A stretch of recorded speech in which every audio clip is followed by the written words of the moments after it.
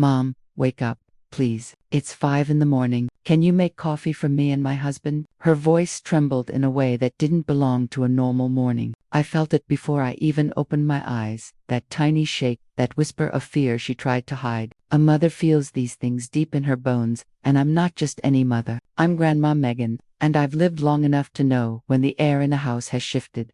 I pushed myself up, rubbing my eyes. Honey, it's still dark outside. You okay? She blinked too fast. Yes, I'm fine. Just please, come downstairs.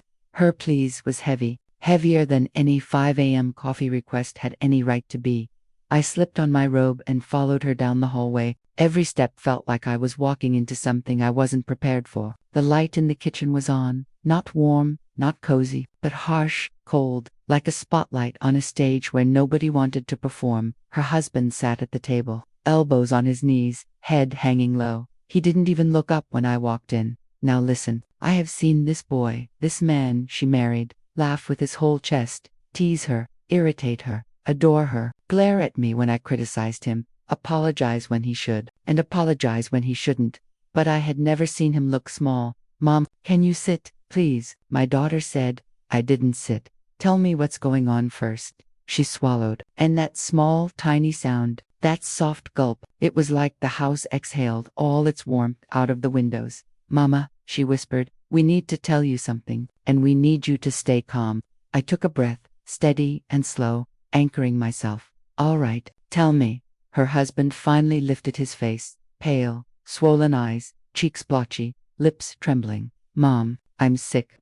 I stared at him. Sick how? The flu, fever. He shook his head slowly, like each movement hurt his soul. No, it's leukemia. Time froze. The refrigerator hummed. The clock clicked. Somewhere outside, a car door slammed. But inside me, silence. A deep, terrifying silence. The kind only mothers and grandmothers understand. The kind that means your children's lives are about to change forever. My daughter reached for me, voice cracking. They said, 1 year if we don't start treatment. I didn't gasp, didn't cry, didn't fall apart. Not yet. How long have you known? I asked. A week, he whispered. We were trying to figure out how to tell you. A week. 7 days of pretending everything was normal. 7 days of my daughter cooking dinner, going to work, smiling at me, hugging her kids, while her world was secretly on fire. I sat down finally, because my knees couldn't hold me anymore. And what's the plan? I asked. My voice didn't sound like mine. It sounded older, stronger, like every battle my life had ever seen was suddenly standing beside me. He wiped his cheek. We need $43,000 to start everything. Tests, treatment, the first cycle, all of it. My stomach dropped. 43 when, within the next week, my daughter whispered. My heartbeat turned into thunder in my ears. Honey, where are you getting that kind of money? She closed her eyes. Mama, we already tried the bank. They won't approve us. Insurance is delaying everything. And your savings. She shook her head slowly. We used everything last year after the miscarriage.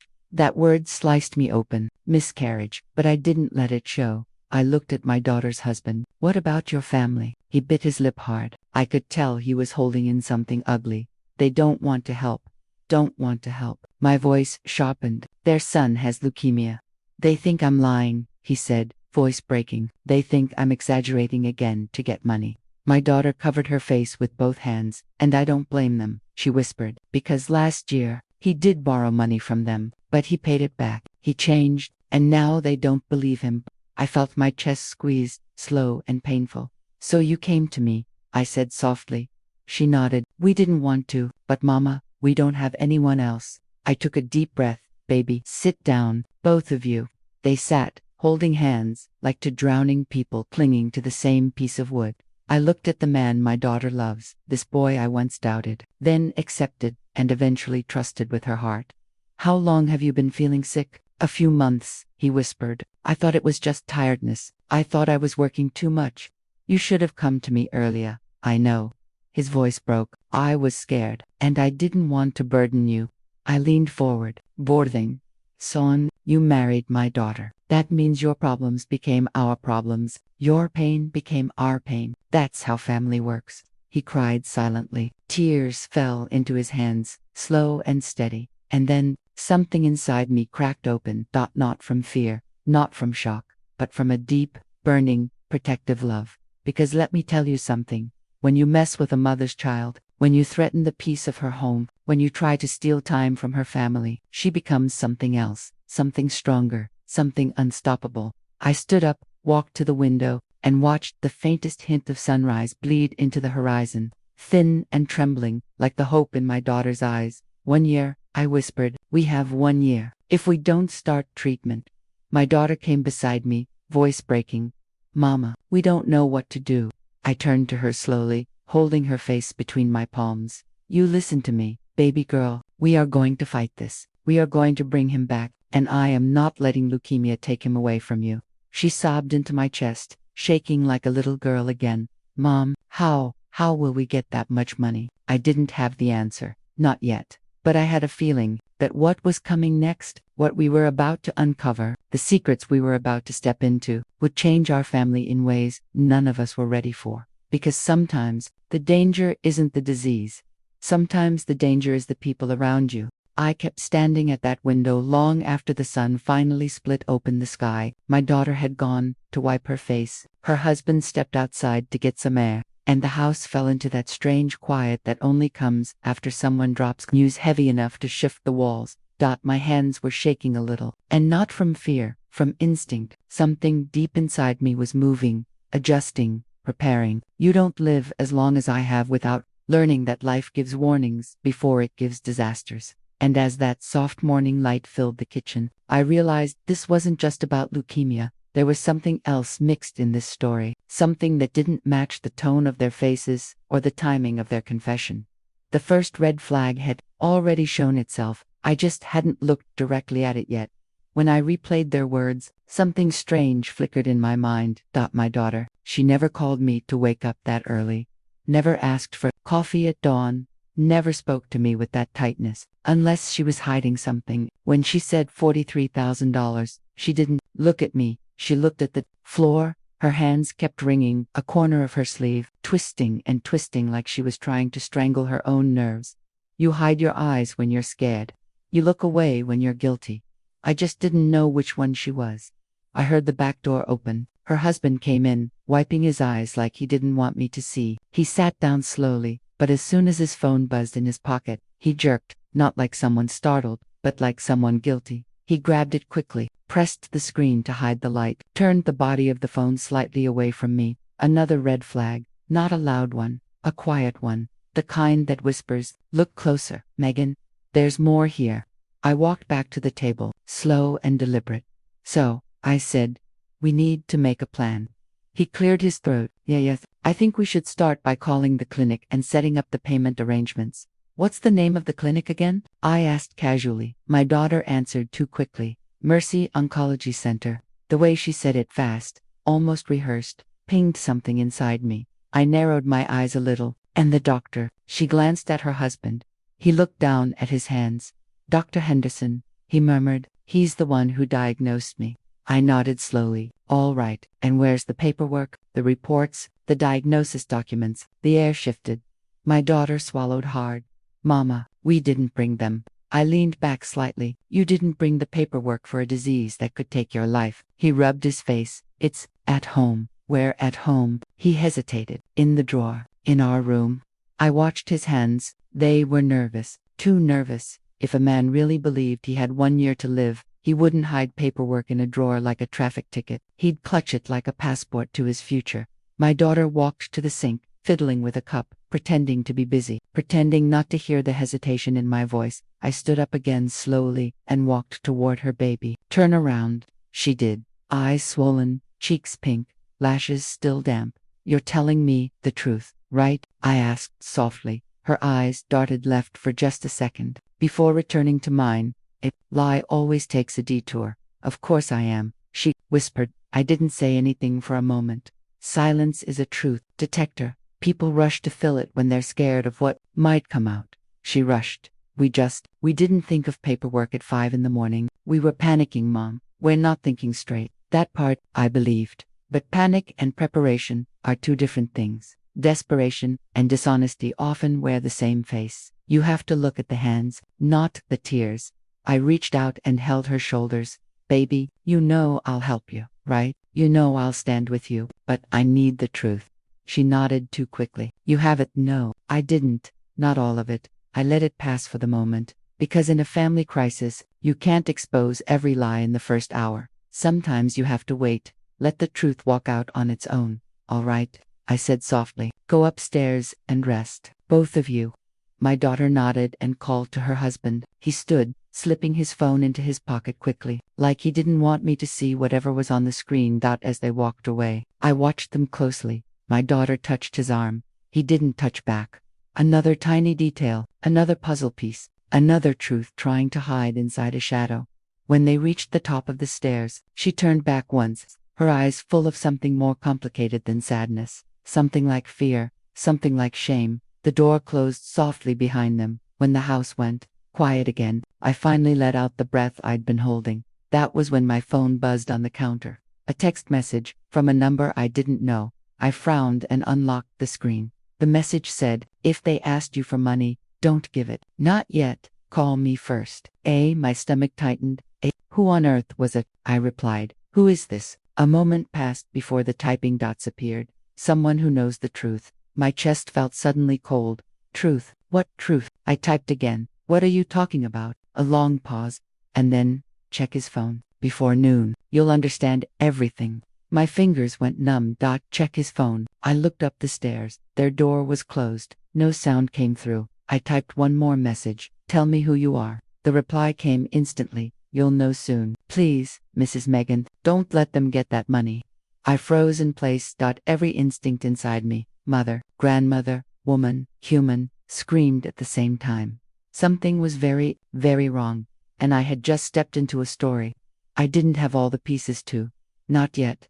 I put my phone down and leaned on the counter, breathing slowly, deeply, trying to steady the shaking inside me. $40,000, a disease, paperwork, left at home, a husband hiding his phone, a daughter avoiding contacta, mysterious message, warning me. No, this wasn't just sickness. There was a secret growing in this house, a thick one, a dangerous one. I poured myself a cup of coffee and sat at the table, thinking, watching the clock, listening. Not even 5 minutes passed before I heard footsteps creaking upstairs, whispers, then their bedroom door opened again. My daughter came down first, slow and tired looking. He followed behind her, but not too close. Like they weren't walking together. Like they weren't on the same side of whatever this was. He had changed his shirt, combed his hair, face washed and dried, but his eyes, those eyes still held that strange tension. He walked to the living room couch and sat down heavily. My daughter walked into the kitchen toward me. Mom, can you watch the kids today? She asked softly. We need to go to the clinic. I raised an eyebrow. Without the paperwork, she blinked, caught off guard. We'll get it from home first. Good, I said. I'll come with you. Her face drained of color, just for a second. No, she said quickly, too quickly. You don't need to come. You're tired. You should rest. I'm not tired, I replied calmly. He shifted on the couch, pulling out his phone again, angling it away. Red flag number 4. My daughter's voice softened, forced. Mom, please, let us handle this. No, I said gently. I need to talk to the doctor myself. Her jaw tightened. His shoulders stiffened. And for the first time since sunrise, they exchanged a look. A quick one. A sharp one. A silent one. A look that said, we didn't plan for her to come with us. He stood suddenly, clearing his throat. We should go. Before you go, I said, standing slowly. I need to see that phone. His breath caught. What? Your phone, I repeated. If you're telling me the truth, you won't mind. My daughter stepped in front of him. Mom, what are you doing? I'm asking for clarity, I said. We're going through enough. She snapped. And I'm trying to help, I replied evenly. He slid his phone deeper into his pocket. Mrs. Megan, I don't feel comfortable with that. I'm not asking you to feel comfortable, I said softly. I'm asking you to be honest. The air between us tightened like a rubber band about to snap. My daughter grabbed his arm. We're leaving. He nodded and walked toward the door. I stepped forward. Then bring the paperwork back here tonight. He stopped, turned slowly, his face pale. We will, he said, voice barely steady. They walked out the door quickly, too quickly, like they were escaping something. That as soon as the door shut, I took a deep breath and grabbed my phone. The text from A stared back at me. Check his phone, before noon. Too late now. He'd taken it. But I had something else. Something people forget, in panic. I had eyes. I had instincts. And I had time. And I swear, as the sun rose higher, warming the house just a little, I felt the story sharpening around me. Not a sickness story. Not a tragedy story. A truth story. A betrayal story. And I, Grandma Megan, wasn't about to sit back and watch my family fall apart without knowing exactly what monster we were fighting.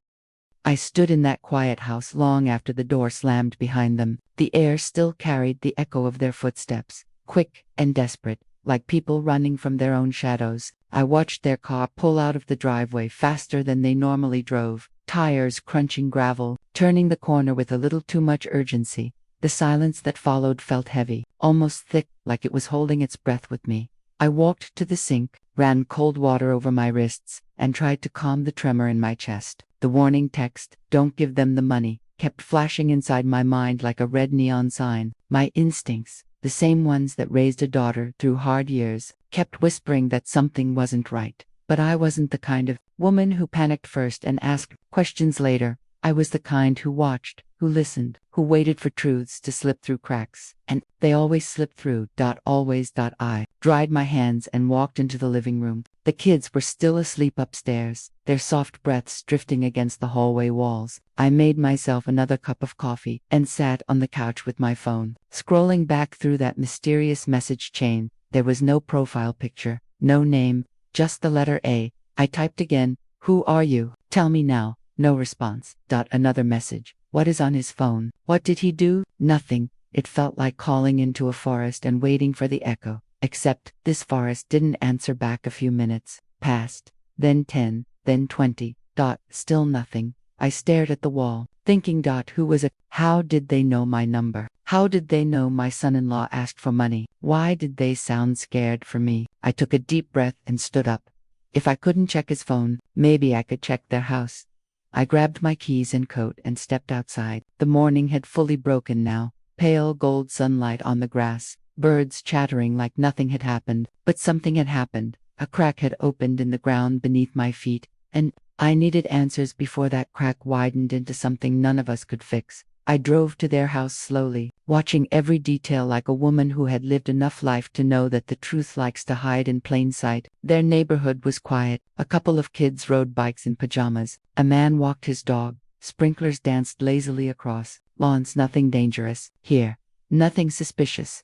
Yet danger rarely lives in the street. It lives in households, in whispers, in secrets. I parked in their driveway and got out. The front door was locked. Of course, I checked the small planter where my daughter hid her extra key. Still there, under a ceramic frog with chipped paint.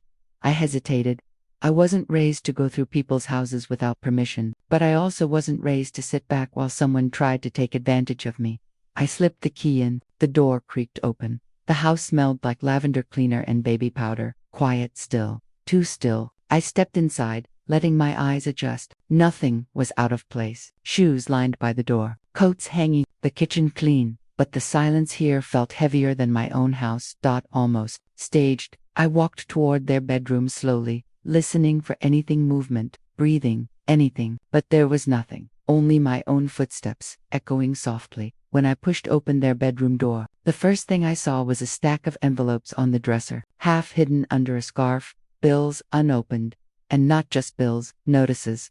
I walked closer, heart tightening. Utility disconnection, notice, account, overdue, second notice, final notice. I opened the top drawer, empty, completely empty. I opened the second drawer, almost empty, just a few socks, tossed in. The third drawer, a single folded paper. I held my breath and opened it, a late mortgage notice. My hands grew cold. They were drowning financially, and they hadn't said a word. I put the paper down, slowly, and checked the nightstand. A charger, but no phone bills. A book, a half-eaten granola bar, a small box of tissues. Then one more item, a plastic hospital bracelet. I picked it up. It was blank. No name, no date, no hospital. A prop bracelet, not a real patient. One. My stomach dropped. They were preparing for a lie. Checked the trash can, empty, like it had been cleaned recently. Too recently. I checked under the bed, a duffel bag, half-packed, men's clothes, a passport, cash, around $600 in 20s. And one more thing. A paper folded so many times it had creases like VEINSI. Unfolded it. A bus schedule.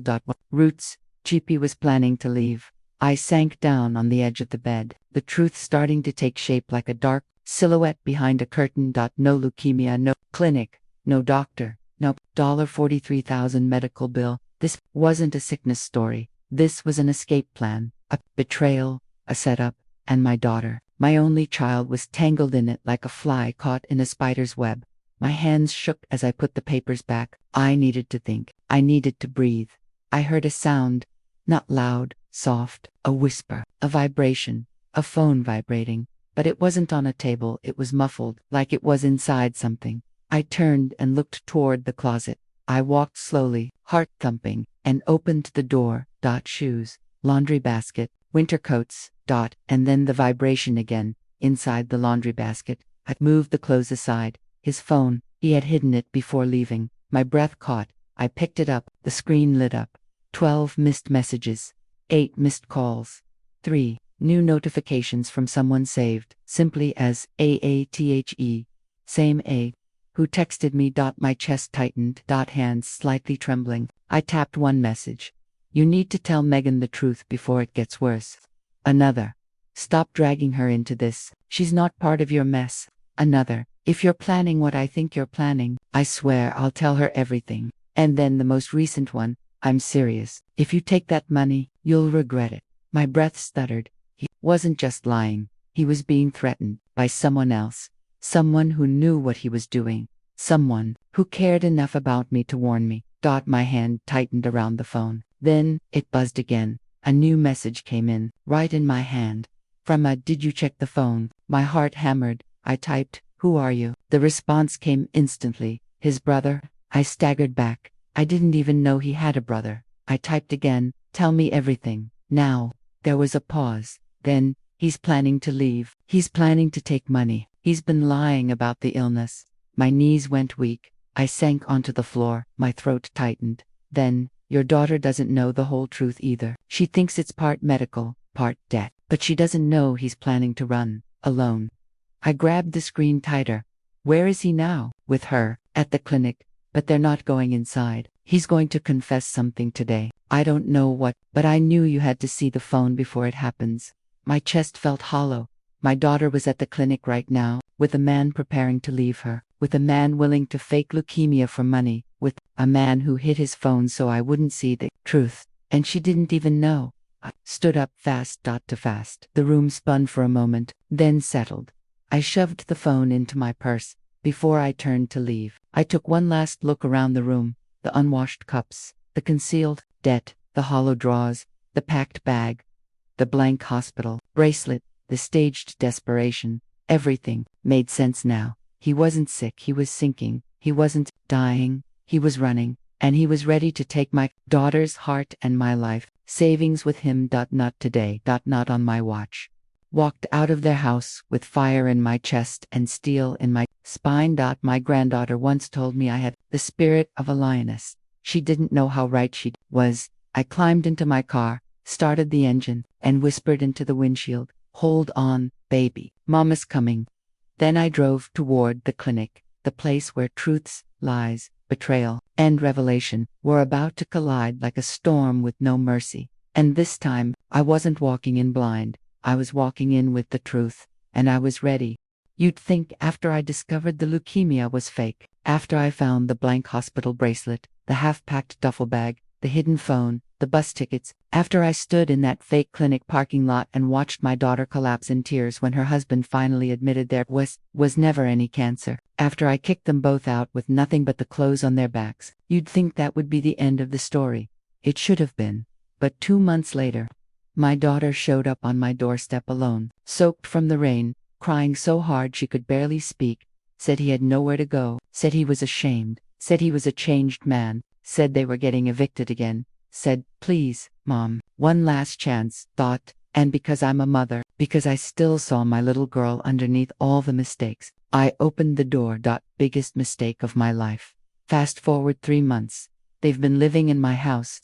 again for 91 days, and the disrespect started on day 1. This morning it finally broke me. It was 5:07 a.m. when my daughter shook me awake, voice trembling just like it did the very first time they lied about the leukemia.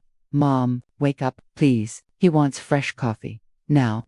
I sat up slowly, rubbing my eyes, feeling every single one of my 65 years in my bones. Again. I walked downstairs in my robe and slippers. The same hallway I walked the morning I discovered $43,000 of my money had vanished into their treatment. Lies. The kitchen light was harsh and cold. He was already sitting at my table like he owned it, scrolling on his phone, yawning like a king who had been kept waiting. The second he saw me, he didn't say good morning. He didn't say thank you. He didn't even look up. He just tapped the empty mug in front of him and said, "This is cold. Make fresh." My daughter stood behind him, twisting the hem of her shirt, eyes begging me not to react. I poured the coffee. He tasted it, grimaced, and without warning, threw the entire mug against the wall. Ceramic exploded into 100 pieces. Coffee splattered like blood. My daughter jumped, hands flying to her mouth. He looked me dead in the eyes and snapped his fingers, actually snapped them at me. "Clean it, and make it right this time." Something inside me snapped louder than that mug ever could. My daughter whispered, "Mom, please, just do it." I didn't move. I looked at the broken pieces on my floor, at the man who faked cancer to steal from me, at my daughter who still defended him after everything, and I was done. I walked straight to the coffee pot, poured a fresh cup, walked back, and placed it in front of him. But I didn't let go. I held the mug tight. He reached for it. I didn't release. Finally, he looked up, confused, angry. I leaned in just enough for him to hear every word, calm and clear. "You will speak to me with respect, or you will make your own damn coffee for the rest of your life. Your choice." The kitchen went dead silent. My daughter's eyes went wide, tears already forming. He stared at me like he'd never seen me before, because the woman who once opened her door, her wallet, her heart, the woman who let them back in after the leukemia livet woman was gone. In her place stood Grandma Megan, and Grandma Megan was finished bending. He tried to pull the mug harder. I held tighter. "Let go," he said, voice low and dangerous. "No," I answered, perfectly calm. "You let go first. Of the attitude, of the disrespect, of the idea that this is still your playground." My daughter stepped forward, voice shaking. "Mom, please." I turned to her, soft but firm. "Beta, I already let him fake a terminal illness and steal $43,000 from me. I already let him break your heart and mine. I am not letting him break my spirit too." She froze. He froze. The entire house froze. For the first time since they moved back in, he didn't have a comeback. He released the mug. I set it down gently in front of him. Then I looked him straight in the eyes and said, "From this moment forward, you will speak to me like a human being, or you will pack whatever you have left and walk out that door for good. And this time, I will not open it again." My daughter started crying, shaking tears, but for the first time in years, they weren't tears of fear, they were tears of relief, because her mother had finally stood up. And I swear on everything I love, the lioness in me wasn't going back to sleep ever again. So here I am today, 66 years old, sitting in my quiet kitchen, coffee exactly how I like it. No one snapping fingers, no one faking cancer, no one treating me like the help. My daughter comes by every Sunday now, alone, with my beautiful granddaughter in her arms. We laugh, we eat, we heal, slowly, and every time she walks through that door, she hugs me a little tighter and whispers the same 4 words. "Thank you for choosing yourself, Mom." Babies, if you're watching this and you've ever been lied to, used, disrespected, or made to feel small by the very people you opened your heart and home to, hear Grandma Megan loud and clear. Your love is precious. Your peace is priceless. And sometimes the strongest thing a mother can do is close the door she once left open for the wrong people. If this story touched even one corner of your heart today, drop "I choose peace" in the comments. Tell me what city you're watching from and what time it is right there right now. I read every single one before I go to sleep. Share this with one mama, one auntie, one woman who needs to remember she's a lioness too. I'm Megan. This is Grandma's, and I'll see you beautiful souls tomorrow with a brand new story. Love you more than yesterday. Grandma Megan out.